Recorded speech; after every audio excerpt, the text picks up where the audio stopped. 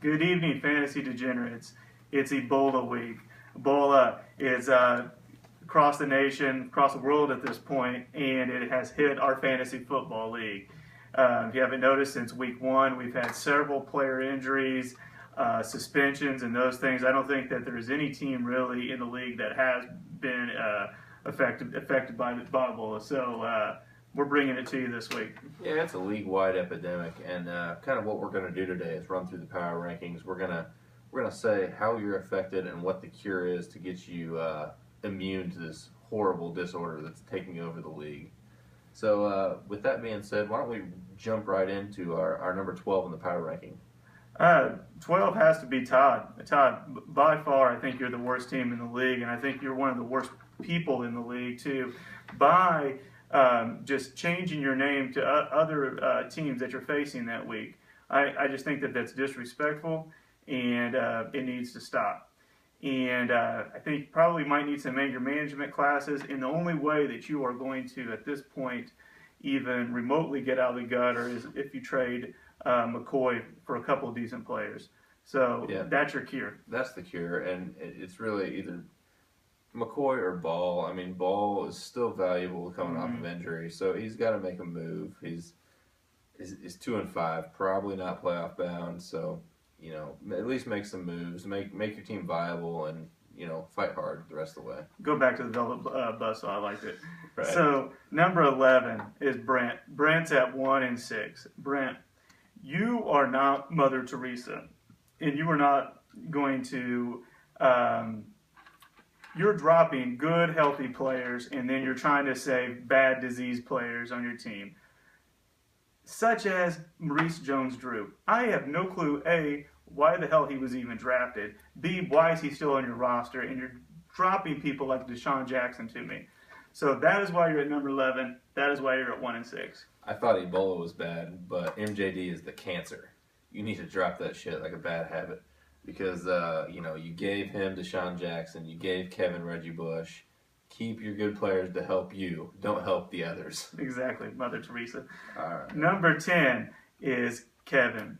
Kevin, I'm not sure what to tell you at this point, man. You just have a bunch of just random players thrown together and calling it a 3-4 team. I think it's absolutely embarrassing at this point that I'm 3-4, even in that same category. You are making some trades though to make things better, and AP going out did hurt you, but in your receiving course actually not bad after looking at that with T.Y. and Jeffrey. T.Y., Jeffrey, Macklin, Gronkowski, Steve Smith. I mean, you got a hell of a receiving core. You got to move one of those two of those pieces. You got the pieces to move. You are obviously the most active player in trades this year on the league. You have four trades already. But I think you got to move those valuable receivers. You're still in playoff contention at this point, so make your moves now because your running back core sucks. Yeah, I was going to say do something with that running back core. So at number 8 is Matt. Matt, what can I say? Ray's left hooks. The only people that you have at this point that are doing anything for you is Murray and Rodgers. What is it going to take to get that receiving core together? I don't know. I really don't know. At this point, drop Chris Johnson, I think, because he's the same thing as Maurice Jones-Drew. He's a disease. So that's true. Clear the waiver spot for you. Yeah, and you know what? Darren McFadden doesn't help. Chris Johnson's got to go. I feel like there's not much you can do with this roster, but you're 3-4. Mm-hmm. Or hope Jamal Charles breaks his leg so now Davis can play. Wouldn't that make you happy? Yeah. Jamal Charles, here's Ebola. Good luck to you and your Ebola disease. Number 7 is me.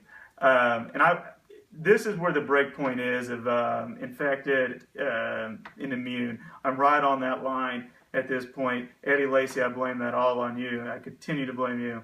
And unless you get better, I'm going to continue to fall apart. But this needs to be noted. I play Robbie this week, and it's really going to be a make-or-break week for me because next week I play Nick, who's probably one of the strongest teams in this league, and I have 6 players on a bye. I cannot lose 2 games in a row because you have to have 7 wins to be able to get into the playoffs. And I am pointing because that is important because I'm going to be a dead man soon. Please save me. It's true. There's only been one person in the league history that's made it to the playoffs with less than 7 wins, and that was Brent Berry in 2010. You So wrote now, boy. the benchmark is 7 wins. Everybody knows that. Russell Wilson's come on for you. Eddie Lacy's slow start didn't help your 0-3 start. You're hoping the young bucks like Bishop Sankey and Sammy Watkins come on for you. But, the thing is, you're not dead. They're not breaking up the paddles to revive you at this point. No. So there's a lot of potential there, but I'm in a bad situation with those first 3 losses. you're kind of like the Walking Dead at this point. So if anyone wants any of my players, just throw me some trades. Even if you think it's crazy, throw it at me. At number 6, we have Robbie. Robbie, who is at 4-3 right now. He does have 3 of the strongest stud rookie running backs in the league. I believe one out of the 3 at least is going to work out for him, and he's going to need that to happen before falling out. He needs a victory over me as well this week. So Yeah, basically, I'm on a 3-game skid. Obviously, the low of the league right now as far as my most current action. But, with the core of Drew Brees, Jamal Charles, Antonio Brown, and Julio Jones, they should be good for 65 to 80 points a game. And, I just need those young bucks to come in and supplement a few points here and there. And, I think I should be all right. I'll be on that 5 to 7 seed, but we'll see what happens. Absolutely. And at number 5 has to be Strack. Strack, you are in that category with me and Robbie, and I think the 3 of us is going to be fighting for that last playoff spot toward the end of the season. Wow. You're going to have to do something with that bench, man. I do think that you have probably one of the worst benches in the league. The whole bench just needs to be shipped over to waivers. One person goes down or has a bad matchup, Strack, you're going to struggle and you're going to lose. That's what makes me, I think, really kind of leery about you moving into that safe top 4. So. Yeah, you look at his bench and see players like Sean Green, Jonathan Stewart, and you're wondering, what are they even doing on a roster at this point? Mm-hmm. Another spot of concern is having Larry Fitzgerald and Michael Floyd, both Arizona receivers. Mm-hmm. Yes, Carson Palmer's back. They're going to be doing better, but you can't have both those on your team. No. You got to trade one of them. No, it isn't like Peyton's throwing to him or something. Right. So, so at number 4, we have Kerry.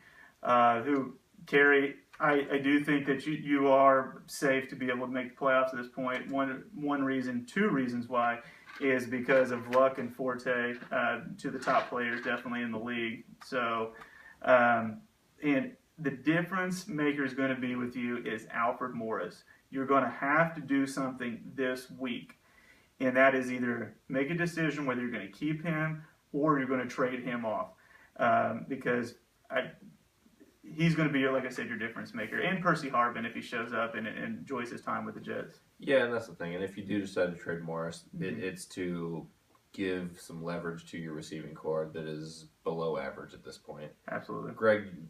80-year-old Greg Jennings and oft-injured Andre Johnson on a bad team is not going to be your answer. With Fitzpatrick throwing to you can't trust that. Yeah. But, I still think her future's bright at this point. Yeah, at 4-3. But that's just tweaking for championship moves at this point. And you could fall apart too, who knows. So at number 3, this is going to be a surprise, but it is John. John, you were 6-1, and remember what we said a while ago, you only need one more win really to kind of secure a playoff, so don't get too scared at this point. But I am going to tell you something. I do think that you're infected. Robbie gift-wrapped some Ebola to you, and he shoved him right up at the ass of Zach Stacy and Richardson, and they are on your roster. Be leery, because I do think that you're going to go on a 3-game skid because of that. So just dig your hands way up deep and pull that shit out.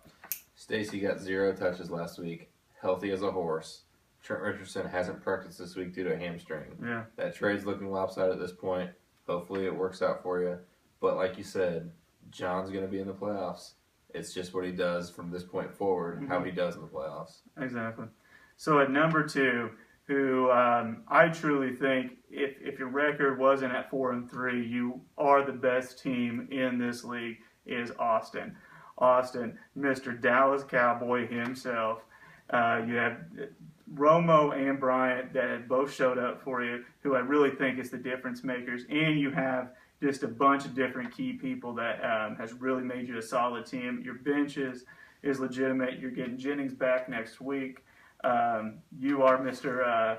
Cowboy, and you're just like Cowboys. I mean, they're winning and dominating. He's the Dallas Buyers Club, man. Yeah, he is. It's Le'Veon Bell is a great keeper for him. He's been awesome this year. It's scary the fact to know that he may get Jennings back. It's going to help us score even more.